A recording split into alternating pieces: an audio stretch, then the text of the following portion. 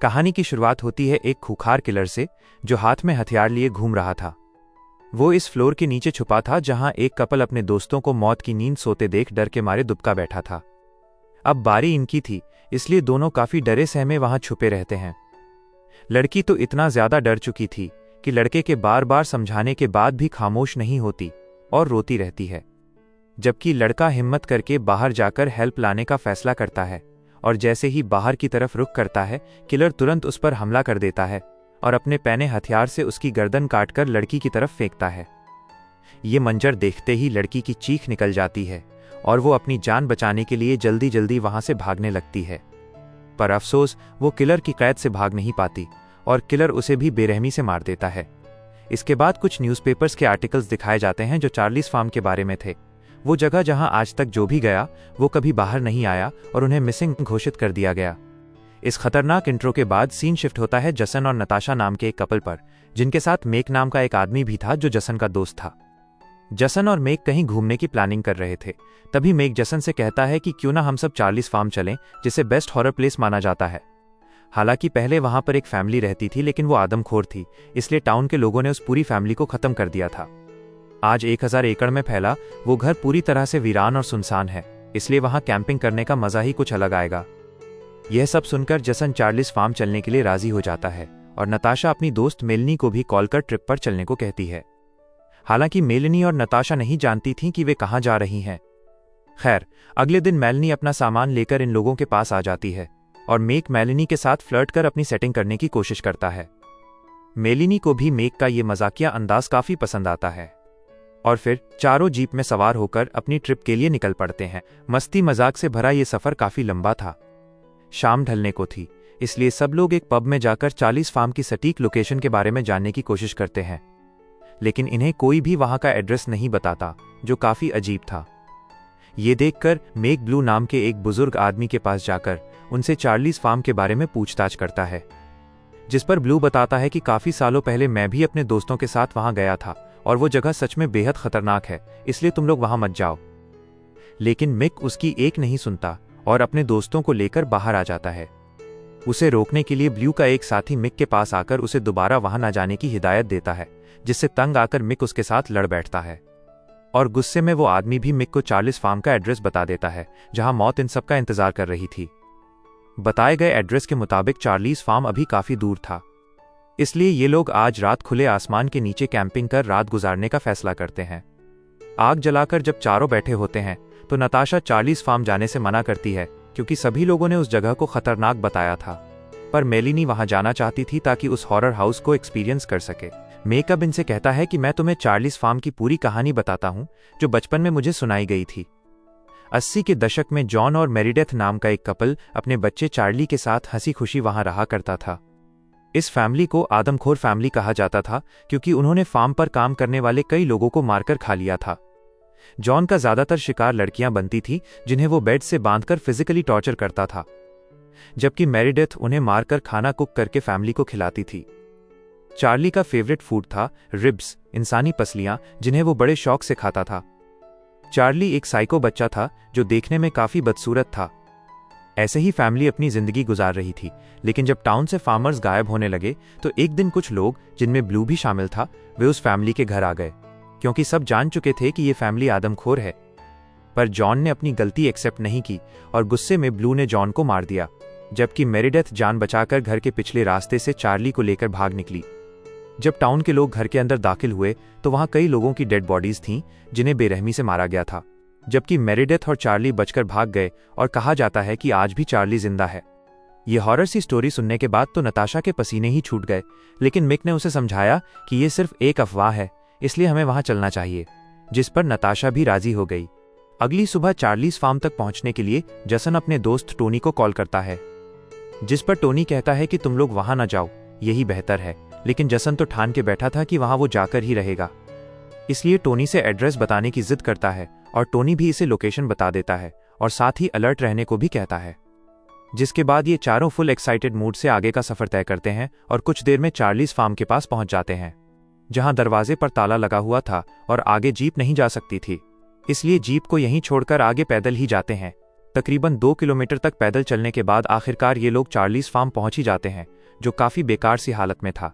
पर फिर भी ये लोग इसे देखकर बहुत खुश होते हैं और जल्दी से घर के अंदर जाते हैं, जहां चारों तरफ गंदगी फैली हुई थी।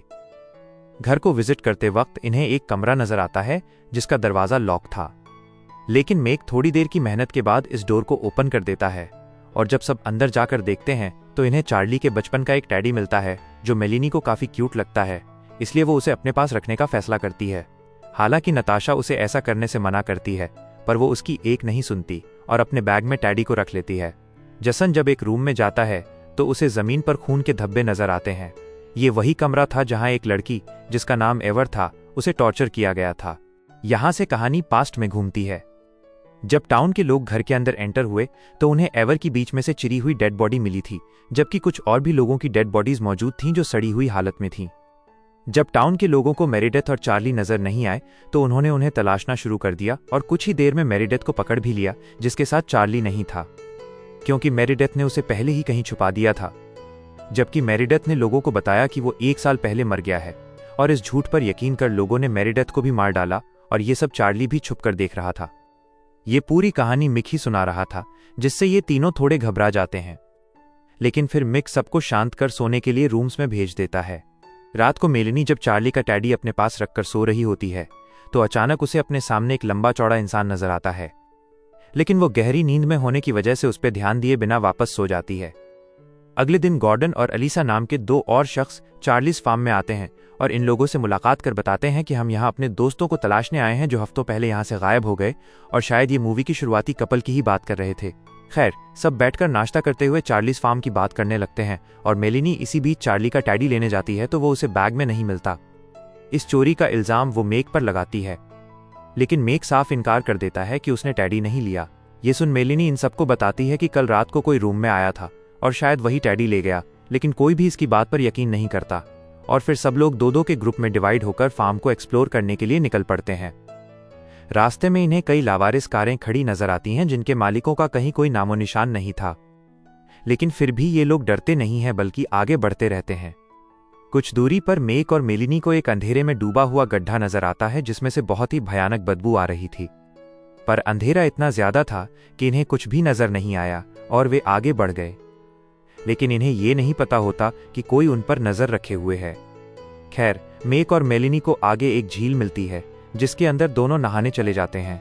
दूसरी तरफ अलिसा और गॉर्डन को दिखाया जाता है जिन्हें गोदाम के बाहर एक कुल्हाड़ी मिलती है जिसे गॉर्डन उठा लेता है, पर यह काफी खतरनाक सी थी, इसलिए अलिसा कुल्हाड़ी को यहीं रखने का हुक्म देकर गॉर्डन को लेकर गोदाम के अंदर जाती है, जहां एक बिस्तर मौजूद था जिस पर चार्ली सोता था। लेकिन इन्हें ये बात समझ नहीं आती, और जैसे ही दोनों बाहर निकल रहे होते हैं तो अचानक चार्ली कुल्हाड़ी से गॉर्डन के चेस्ट पर वार करके उसे मार देता है, जबकि अलिसा जान बचाने के लिए जल्दी से दरवाजा बंद कर एक कोने में छुप जाती है। लेकिन चार्ली दरवाजा तोड़कर अंदर आ जाता है और इसका डरावना दानव जैसा रूप देखकर अलिसा के तो पैरों तले जमीन ही खिसक जाती है। और कुछ ही मिनटों में चार्ली ने अलिसा को ढूंढकर उसे बेहोश कर दिया और फिर जमीन पर लिटाकर बेरहमी से उसके सर को ट्रैक्टर के पहिए से कुचलकर मार दिया। इधर टोनी को अपने दोस्तों की काफी फिक्र हो रही होती है, इसलिए वो उनकी खैरियत लेने के लिए तुरंत चार्लीज फार्म की तरफ निकल पड़ता है। और दूसरी तरफ हम नताशा और जसन को देखते हैं, जिन्हें भी एक गोदाम जैसी जगह मिलती है जिसके अंदर सिर्फ जसन जाता है। इसी बीच अब मेलिनी और मेक को देखते हैं जो लेक में कुछ हसीन रोमांटिक लम्हे साथ बिता रहे थे। लेकिन अचानक मेलिनी चीख पड़ी क्योंकि उसके सामने खड़ा था चार्ली। लेकिन मेक चार्ली को देखकर जरा भी नहीं डरता और बड़े कॉन्फिडेंस से लेक के बाहर निकलकर चार्ली से बात करने जाता है, क्योंकि उसने मेक और मेलिनी के रोमांस में दखल देकर पूरा मूड खराब कर दिया था। इसलिए वो उसके पास जाकर उसे भला बुरा कहने लगता है, पर चार्ली का इस पर कोई असर नहीं होता, बल्कि वो तो हंसता रहता है और फिर अचानक हाथ में मौजूद हथियार से मेक के प्राइवेट पार्ट को काटकर शरीर से अलग कर देता है और उसे मेक के मुंह में ठूस देता है। और यहीं पर मेक की तड़पते हुए जान चली जाती है। अब चार्ली का अगला निशाना थी मेलिनी, इसलिए वो लेक से निकलकर जल्दी से वहां से भागने लगती है, पर चार्ली से बच नहीं पाती और चार्ली उसे जल्दी से पकड़कर जमीन पर गिरा देता है और बेरहमी से उसका निचला जबड़ा उखाड़कर उसे मार देता है। शाम के वक्त टोनी भी चार्लीज फार्म पहुंच जाता है और जब अंदर जाके देखता है तो वहां उसके दोस्त नहीं होते, लेकिन हाँ, एक दीवार पर उन सभी के नाम लिखे हुए होते हैं जिन्हें जसन, मेलिनी और बाकी दोस्तों ने याद के तौर पर लिखा था। इसलिए ये इन्हें ढूंढने लगता है। दूसरी तरफ हम नताशा को देखते हैं जो अब जसन के बाहर आने का इंतजार कर रही थी। लेकिन काफी देर बाद भी जब जसन बाहर नहीं निकलता तो वो खुद अंदर चली जाती है और ये देखकर हैरान होती है कि जसन यहाँ नहीं है। लेकिन उसे तभी बेड के नीचे से जसन की आवाज सुनाई देती है जो डरा सहमा नताशा को बताता है कि मैंने यहाँ किसी को देखा है जिसके हाथ में एक खतरनाक सा वेपन है। हालांकि शुरुआत में नताशा को ये प्रैंक लगता है, पर जब चार्ली यहाँ आता है तो उसे जसन की बात पर यकीन हो जाता है और दोनों खामोश बैठे रहते हैं। इससे पहले कि चार्ली इन्हें अपना शिकार बना पाता, इतने में यहाँ टोनी आ जाता है और चार्ली के साथ फाइट करने लगता है। मौके का फायदा उठाकर नताशा और जसन ने भागने की कोशिश की, लेकिन तभी चार्ली ने टोनी के गले का मांस फाड़कर उसकी जान ले ली और जसन की तरफ बढ़ा। इससे पहले कि जसन कुछ समझ पाता, चार्ली ने बेरहमी से उसका गला काटकर उसे मार डाला और नताशा जैसे ही बचकर भागी तो चार्ली ने उसे पकड़ लिया और जब उसकी आंख खुली तो वो एक वुडन बॉक्स में बंद थी, जिसे तोड़कर नताशा आसानी से बाहर निकल आई और चारों तरफ सड़ी गली बॉडीज को देखकर हैरान रह गई। तभी उसे बाहर निकलने की सीढ़ी नजर आई। जैसे ही उसने सीढ़ी पर चढ़ने की कोशिश की तो चार्ली वहां आ गया, पर नताशा उसकी नजरों में आने से पहले ही छुप गई और जैसे ही चार्ली वहां से गया, नताशा जल्दी से बाहर निकलने की जद्दोजहद में लग गई और अचानक उसके पास ब्लू आया और उसे ऊपर खींचकर अपने साथ लेकर भागने लगा। लेकिन तभी चार्ली ने कुल्हाड़ी से वार कर ब्लू को भी मार दिया।